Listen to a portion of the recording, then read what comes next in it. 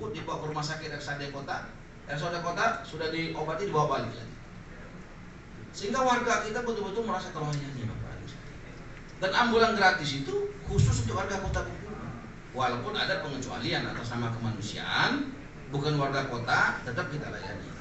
Seperti ada satu malam saya dapat WA dari seorang ibu-ibu, di fotonya anaknya lagi sakit, di video kan dikirim ke saya, Pak tolong saya Pak, laki saya lagi tidak di rumah, anak saya sakit dan malam, parah Pak tolong Pak. Saya tanya, tolong kakak KTP-nya, alamatnya, rupanya di Benteng. Oh bu, ibu di Benteng, saya ini wali kota Bengkulu, bukan wali kota Benteng. Tolong Pak, katanya kemana lagi? Oke kalau gitu, saya kasih ke direktur RSAD, ke Kadis Kesehatan, saya kirim ke grup ambulan.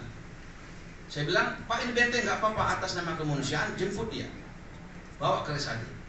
Dan di RSAD itu kita ada anggaran khusus bagi orang-orang yang betul-betul perlu dipertolong atau manusia, ada anggaran sehingga gratis kepada RSAD. Sehingga yang terpenting adalah informasi sebanyak-banyaknya dari RT, dari RW, dari LPM, dari masyarakat kepada pemerintah Kota Bengkulu. Insya Allah kita tidak lanjuti.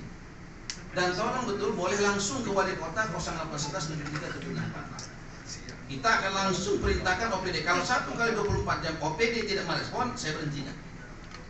Saya berhenti. Sehingga tidak ada alasan camat, lurah, OPD itu nggak kerja, nggak ada alasan. Cepat kita tidak lanjut. Oleh karena itu tolong sosialisasikan kepada LPM, ya, kepada RW RT, nomor wali kota Bengkulu ini silahkan sampaikan. Sehingga dimanapun saya berada, tetap kita bisa menjalankan tugas sebagai pemerintah. Karena zaman sekarang sudah canggih. Nah begitu juga misalkan program-program yang lain, BPJS gratis misalkan. Banyak juga cerita di BPJS gratis. Kita sudah kerjasama, 6 miliar anggaran yang kita berikan ke BPJS gratis. Dan kita sudah sepakat ke seluruh rumah sakit seluruhnya, swasta maupun pemerintah.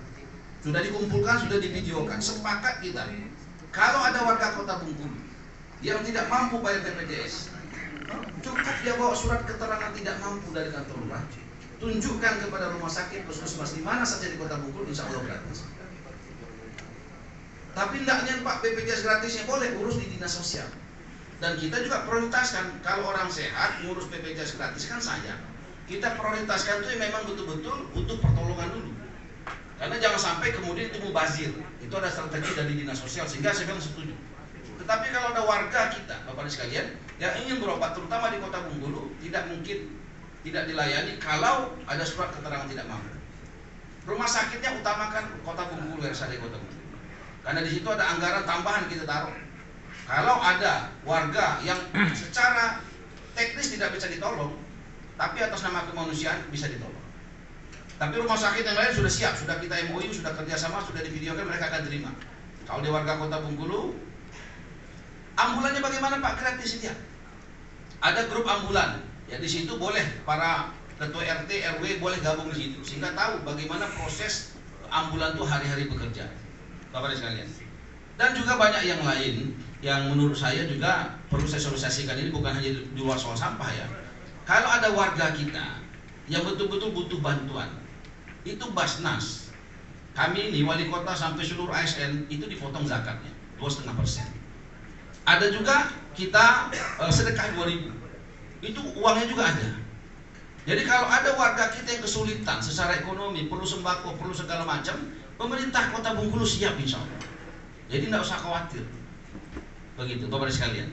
Sehingga ini boleh nanti disosialisasikan, ya, sehingga tidak ada warga kita yang kemudian tidak bahagia di Kota Bengkulu ini, karena itu tekad kita bersama, bukan hanya tekad wali kota, tidak. Dan ini bukan hanya tulisan, ini serius, sungguh-sungguh. Di handphone saya ini hampir 100 orang setiap hari. Boleh dilihat di sini. Maka kemarin saya buat program WA Pak Wali itu untuk menceritakan apa saja yang ada di handphone saya ini kepada publik. Begitu. Sehingga hari-hari orang akan cerita di sini, dan banyak sekali kisah-kisah di sini.